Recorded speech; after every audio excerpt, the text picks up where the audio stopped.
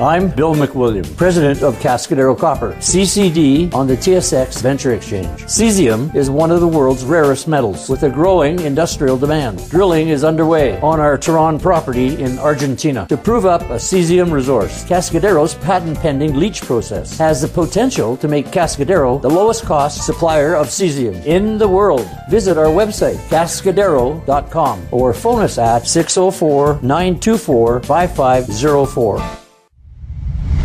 You're listening to HowStreet.com radio, available online at TalkDigitalNetwork.com. Welcome to HowStreet.com radio, the online source for market opinions. Here is Jim Goddard. My guest is home ownership consultant Ross Kay from thewealthyhomeowner.ca. Welcome back to the show, Ross. Thanks for having me back, Jim. Just noticed a headline. A study shows that all these new government fees are boosting the price of homes in Toronto. I would imagine the same thing is happening in Vancouver, where the city has put some extraordinary new rules on new home construction as well, including one where you can't have doorknobs. They have to be a handle, and that increases the cost. Just little things like that. Is the government nickel and diming new home buyers? This is typical builder speak. I think you're referring to the Altus report that was out today. Yes. The Altus group they've been a well-known shill and huckster for real estate stakeholders now for, I don't know, it's got to be over 20 years, Jim. The Canadian Real Estate Association, when I was a member of the Canadian Real Estate Association, we used to hire the Altus group to do our propaganda campaigns. So what you're hearing today is simply a bunch of developers and builders who have paid to get a report from Altus, who in turn has generated a report that is designed solely to control the conversation and to control the government's decision-making processes. So what you're probably referring to is like when they're making these reports, the report probably right now is geared towards Ontario. That's probably what it's geared towards. I didn't get a chance to look at it, although I did see it came across my desk today as well. And the housing market slows down. Well, the housing market slows down, and builder developers immediately, like it's so quick, Jim, they immediately get on their talking points in order to capitalize on the weakness in the government. And because the government becomes naturally weaker when a housing market is slowing down.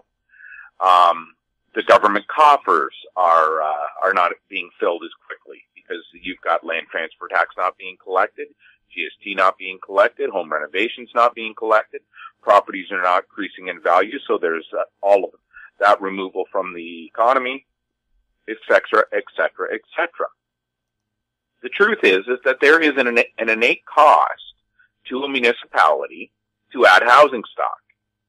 That is the way that it's always been. And those costs have to be recovered somewhere.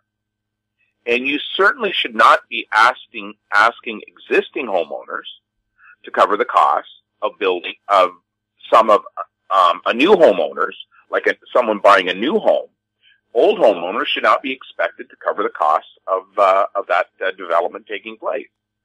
It should be at best neutral. There really should not be plus or minus. Or if the municipality needs to get a profit margin from it, so be it. The developers have no problem, Jim, flipping land 2 or 3 times over a decade, which with their development companies reaping profits on each one of these flips. And then finally 10 years later, when there's an actual building going up on the land or a high-rise condominium, whatever's going on the land, claiming at that time that the prices have to be so high because they paid so much for the land. Well, the land's been flipped several times over the last decade or so, and there's been a huge amount of profit windfall that's been taken out of that.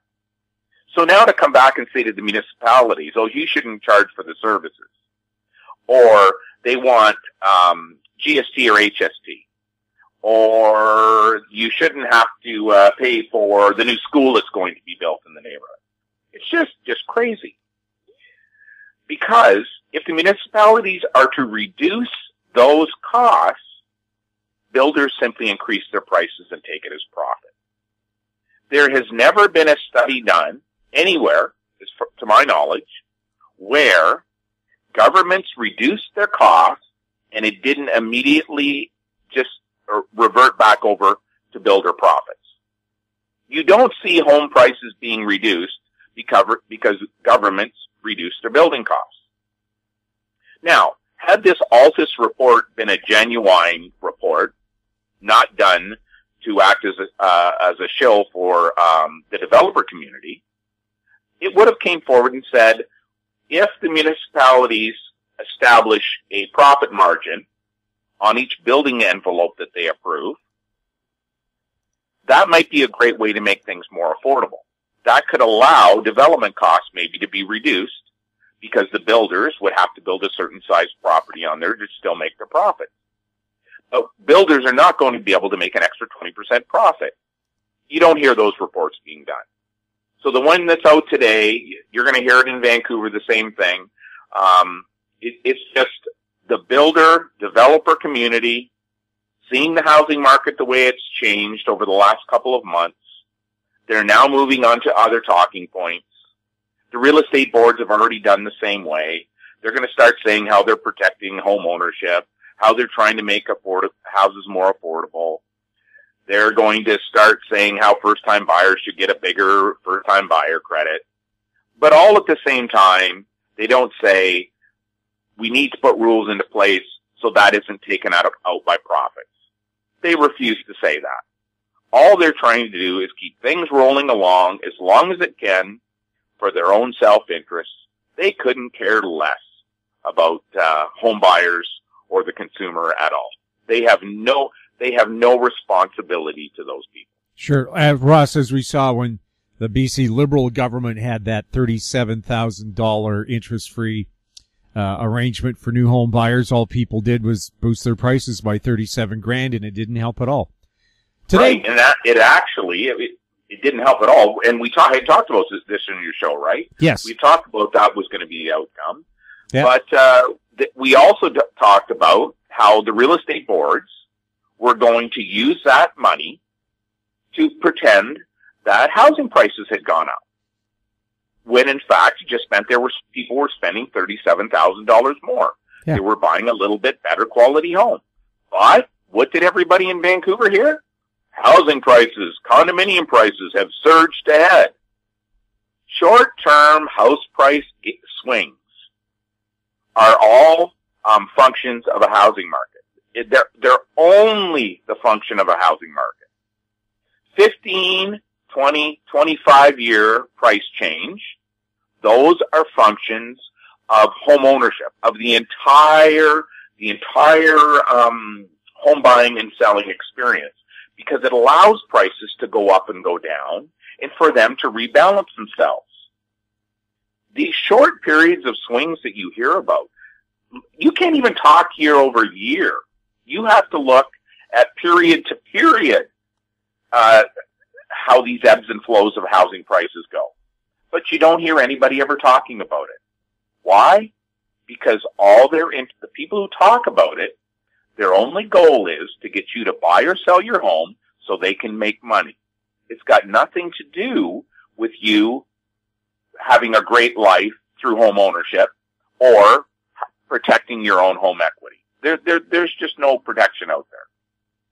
Ross, Amazon announced today that it's going to expand its workforce in Vancouver over the next 2 years by 3,000 people. What is that going to mean for the Vancouver housing market, or is that kind of a normal expansion for our area anyway?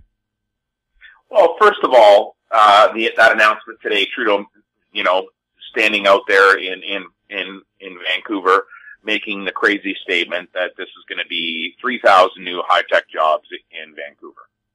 Okay, well, did he say that those jobs are going to be reserved for Canadians? Or did he remain silent about that because you've got all these foreign students who are out there getting an education in British Columbia, taking up spots for Canadian kids, and now they're probably going to roll into these jobs. they're going to be able to be seeking work visas, and then they're going to be trying to transition into Canadian citizenship. Now, of course, I have no problem with anybody wanting to become a Canadian citizen, because if I didn't live here, I'd want to become one too. But I don't think that should happen at the expense of Canadians. And this announcement today, in typical government fashion, was ignorant to the consequences of what the discussion was actually saying. If you are going to create 3,000 higher paying jobs, that means you are going to put a new demand pressure on the housing stock of about somewhere around 2,400 units. That demand is on top of whatever the current demand trend is. So you've got to be building an extra 2,400, for the sake of the argument, housing units to house those people, because it's probably going to be a population increase. You didn't hear anything today in today's announcement about how they were proactively going to alter the building codes or alter the density, or they were going to institute some kind of a funding formula that would allow the housing stock to be built to accommodate these Amazon employees. I mean, the easiest way to do it is says, no, you got to be a Canadian to get one of these jobs. We're not going to allow Amazon to bring in 1,000 people from outside of Canada into Canada, get work visas to take these jobs, and subsequently take a housing unit away from people who were born and raised in Vancouver. You're not going to hear you didn't hear the UBC, anybody today, argue about that, because of course they're getting their money from foreign students. It's just a snowball effect.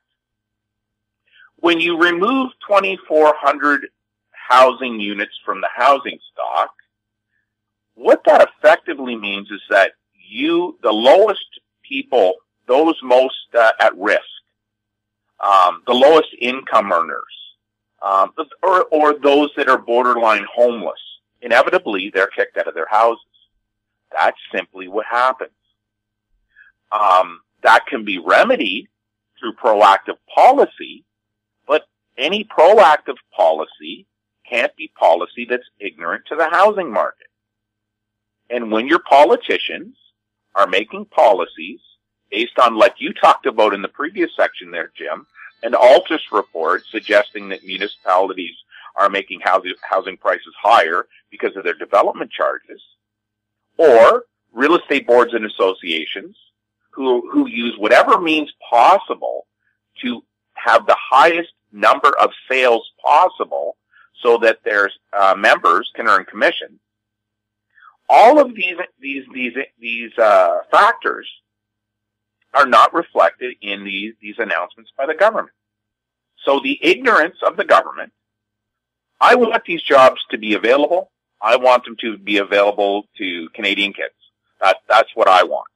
I want the next generation to have this opportunity. It's a great opportunity. I don't want to see that it's given to people, non-Canadians. I don't want to see non-Canadians get this opportunity. I don't want to see Vancouver lose another 2,400 units of housing stock and another 2,400 of the most disadvantaged or those seeking to better their lives be disenfranchised by it. But the ignorance of the Trudeau government, the ignorance of the Vancouver municipal government, the British Columbia provincial government, that is inevitably what's going to happen. Because there was no parallel announcement today that we're going to build 20 new condo high-rises of 100 units each for a grand total of 2,000 units of new rental housing to coincide with this announcement. They're going to fall back in all the work that's already being done to just get them caught up to the problem that they have out there right now, and this is just a setback, and that's really what your announcement was today. I'm Greg Johnston, CEO of Carl Data Solutions, an industrial Internet of Things company that provides big data solutions for monitoring critical infrastructure. Carl Data offers machine learning and predictive analytics features through our cloud-based applications to deliver key asset-saving operational insights from massive amounts of data. Carl Data trades on the CSE symbol CRL and the pink symbol CDTAF. For more details on Carl Data, please visit carlsolutions.com. Hi, I'm Douglas Mason, President and CEO of Rainy Mountain Royalty Corp., RMO, on the TSX Venture Exchange. Rainy Mountain's Brunswick property is located in the Rideout Shear Zone in Ontario, with grab samples running as high as 32 grams per ton gold. A follow-up drill program to test numerous targets located by recent groundwork is planned for early 2018. Please visit our website at rmroyalty.com. Welcome back. We're speaking with Ross Kay. Ross, on Friday, the TD and Royal Banks raised their mortgage rates substantially, with TD jumping up to 5.59% for their 5-year mortgage. If all the other banks follow suit, what impact will that have on the housing market? Well, you're going to see the other banks follow suit, Jim, whether it happens tomorrow or it happens over the next couple of weeks. It's just the nature of the beast. And then that's going to probably be short-lived. You're probably going to see that be negated over maybe the summer months. It's going to be negated, and for the following reason. On your show here before, we warned your listeners about how the banks use mortgage discount rates to manipulate the public, the home buying public. They use mortgage discount rates to manipulate you through fear. In other words, rates are set to rise. You better purchase your house now with your old mortgage pre-qualification to keep access to that previous mortgage rate before the new rates rise. That is a technique that has been used for 25 years. It has worked very effectively. There are actually times in a housing market over the last 25 years where I can take my pencil and scroll down to a chart and show you within 1 week of that type of rate manipulation taking place at the banks, the consumers' reactions to that change. It has actually stalled. The housing correction of 2015 was stalled that way. But what your listeners need to understand is this, the same thing as we've talked about in previous shows. This has got nothing to do with mortgage rates, the bond rates, nothing to do with the Bank of Canada. You're going to hear a whole bunch of different reasons why this is happening. And these reasons, the reason I'm going to give you is the real reason.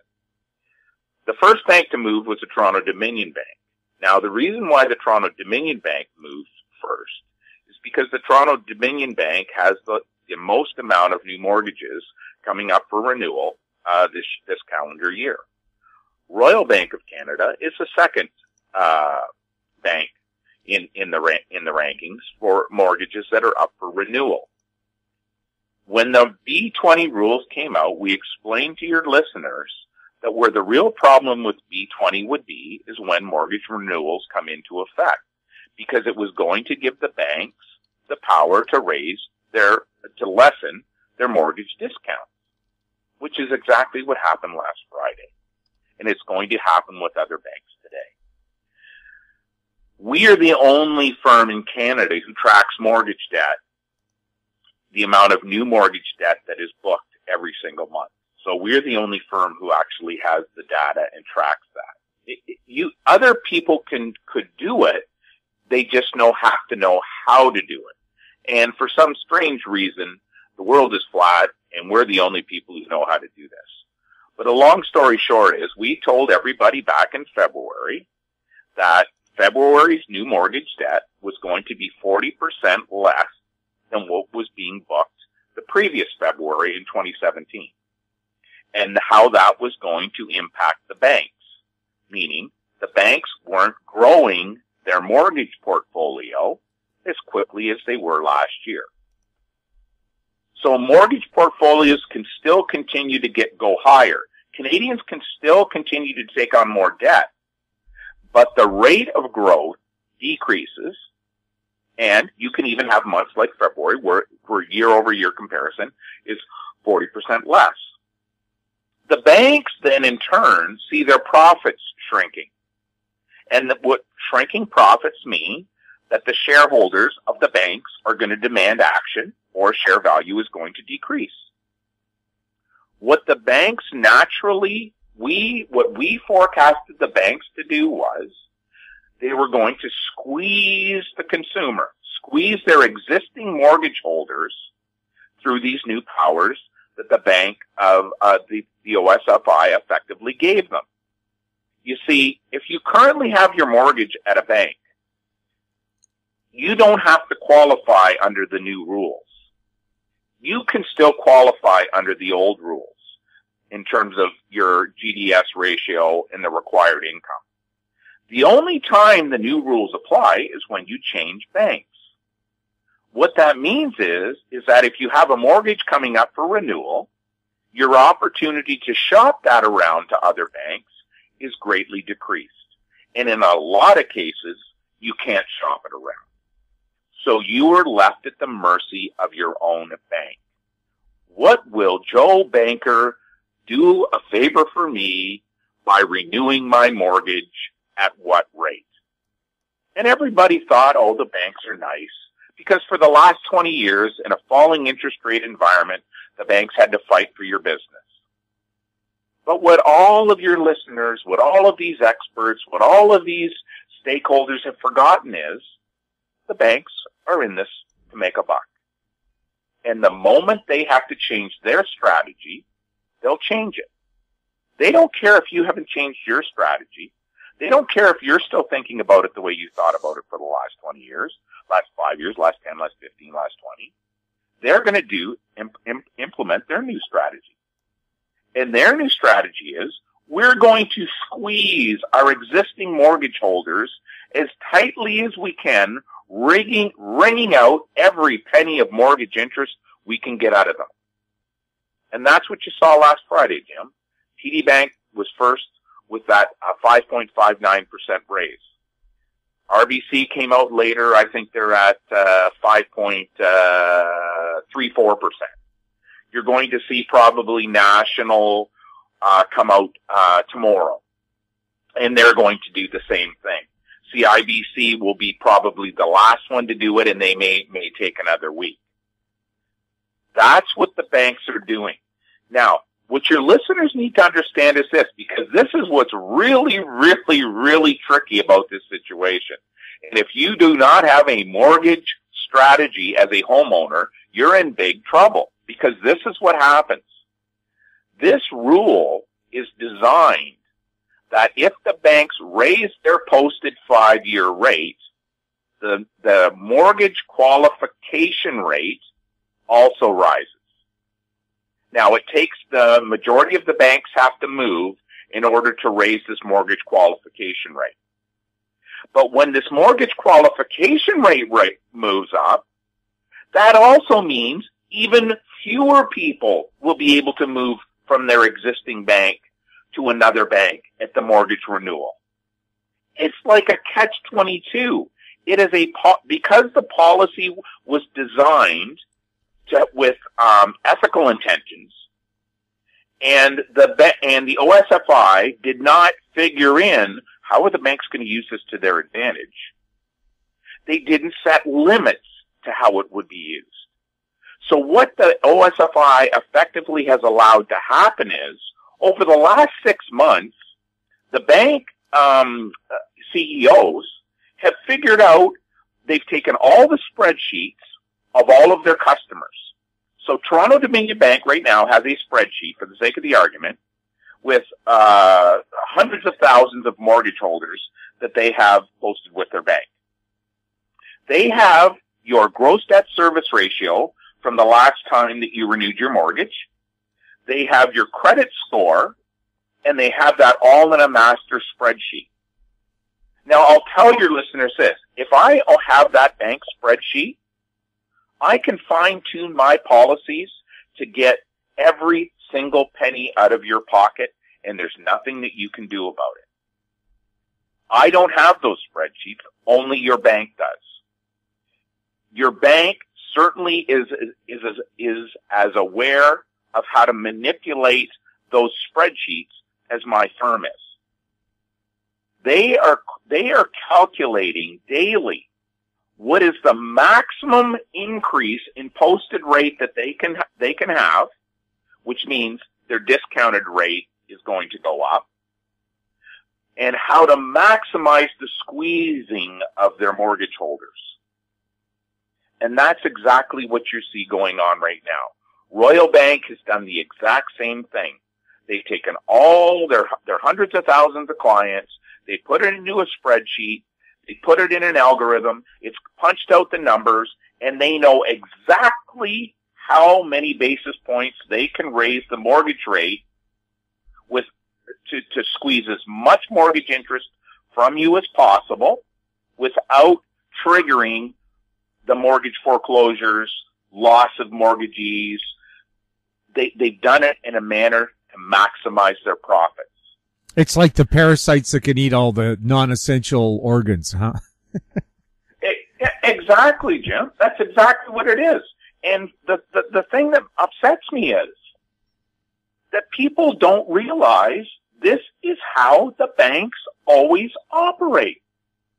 They, in the 1990s, in the 1980s, when interest rates were going up to 20%, and families were forced with losing their houses, even though everybody knew interest rates were going to fall in the next year or so. In other words, those peak interest rates there was no way for them to be maintained. The banks took great advantage of everybody. There was no, we're only going to give you a 1-year open mortgage, so when the rates fall, you don't get. No. They said if you wanted to keep your house and not have us foreclose on it, you got to sign a 5-year mortgage rate. Like, we've watched this happen for decade after decade after decade. And what you watched last Friday was the banks have reacted with a new strategy, a strategy to wring more money out of your pocket.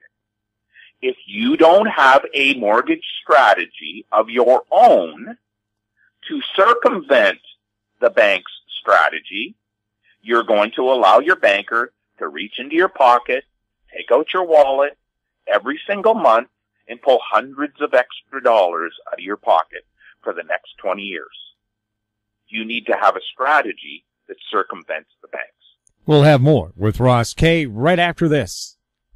Cypress Development Corp's flagship lithium project is located just east of Albemarle's Silver Peak mine in the heart of Clayton Valley, Nevada. A 12-hole exploration drill program for lithium-enriched claystone on Cypress's 100% controlled properties is now underway. Cypress Development Corp trades on the TSX Venture Exchange, symbol CYP, the Pink's CYDVF, and on Frankfurt's C1Z1. For more information, please visit our website, cypressdevelopmentcorp.com.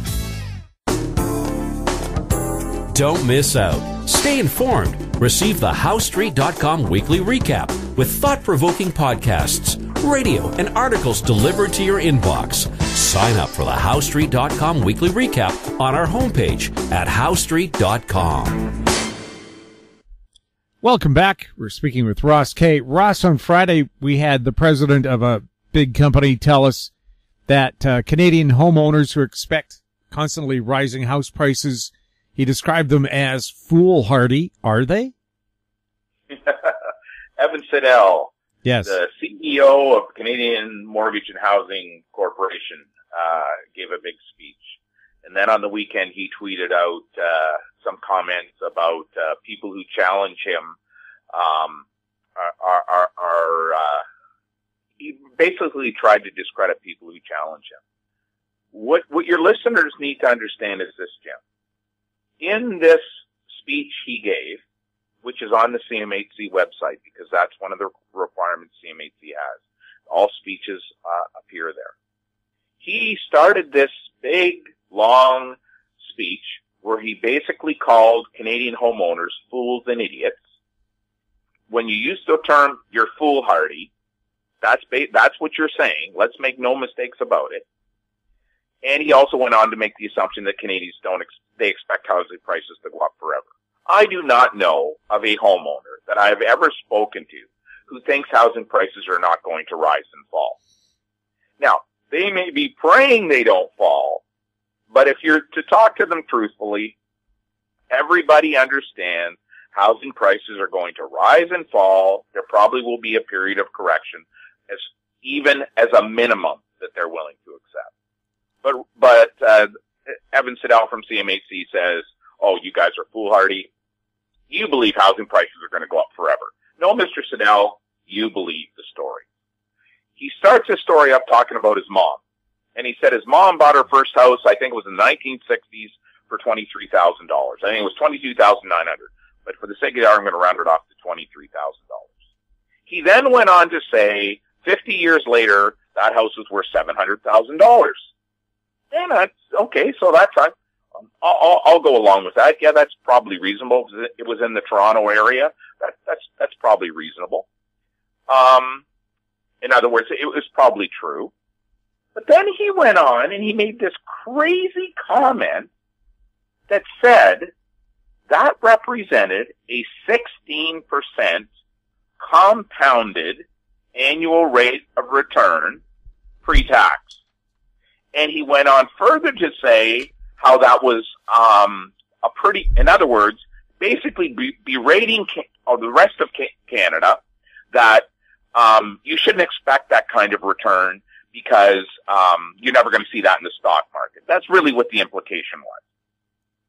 Of course, any of your listeners with a calculator who start out with $23,000 and they multiply it by 1.16 50 times, they're going to find, wow, that number is substantially higher than $700,000.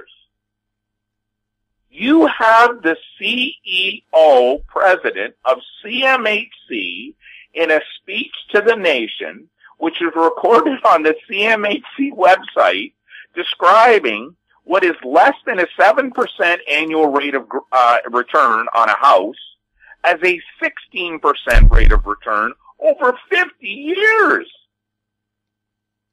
And then people wonder why their lives are being destroyed by political leaders discussing the housing market. If Mr. Siddell had called me and said, "Hey, Ross, what kind of a return should my mom expect in a British Columbia home over 25 years?" and he had started 25 years ago, I would have told him somewhere between 5 and 6%. Here it is 25 years later, I would have been right. It would have been between 5 and 6%. I could have also explained to him what part of that 5 to 6% is open to be attacked. In other words, the price of the home could drop. But he has some strange opinion that that's really a 16% return. And this is the man who leads what did they get, an extra $250 million from the Canadian government to come up with housing data? This is the guy who's talking about the housing data. When I come on to your show here every week, Jim, your listeners need to understand, I have to debunk literally a dozen of these type of comments every single day. These are the type of crazy comments that come out of politicians, government corporations, the Bank of Canada. It comes out of the bankers. It comes out of the realtors. It comes out of housing analysts. Literally every single day, I could spend my entire day debunking what data shows is enough to be a different view of the market. This is a case in point. This is probably one of the bigger ones I've ever seen, where a 7% annual rate of growth is called 16%, and it's not over 25. We're talking 50 years. What I'll tell your listeners is this, is that anybody, anywhere can get a 16% return on a house for 10 years, you better go ahead and grab it, because it ain't going to happen. The market is going to correct. It just doesn't happen the same way that it didn't happen for his mother. But he told everybody in Canada that his mom got a 16% compounded rate of return on her home purchase of $23,000, original purchase price of $23,000 back in the 1960s. It was a fraudulent claim. When you get your calculator out, you're going to see way, way, way higher of a price than $700,000 was required after 50 years to get a 16% return. The man can't even do basic compounding math, and he's giving your listeners advice about housing. He's telling the city of Vancouver what they should and shouldn't build. He's talking about affordable housing, subsidized housing, housing stock, how to finance the housing stock, where interest rates are going to go. Yet he can't even understand what's wrong with his statement of a 16% 50-year compounded annual rate of return. That's the problem that we have with this discussion about housing. That's why the wealthy homeowner was created, Jim, to stop this nonsense. Ross, thank you so much for chatting with us. Always fun and interesting. Hey, thanks a lot, Jim, and I always love talking to you. My guest has been Ross Kay, homeowner consultant at thewealthyhomeowner.ca. You're listening to HouseStreet.com radio. Find us on Twitter at HouseStreet. Our popular YouTube channel is Talk Digital Network. Questions for the show or our guests like Ross can be sent to info@HouseStreet.com. I'm Jim Goddard. Thanks for listening. Comments made on HouseStreet.com radio are an expression of opinion only and should not be construed in any matter whatsoever as recommendations to buy or sell any financial instrument at any time. Available online at TalkDigitalNetwork.com. HouseStreet.com radio is a production of House Street Media Incorporated.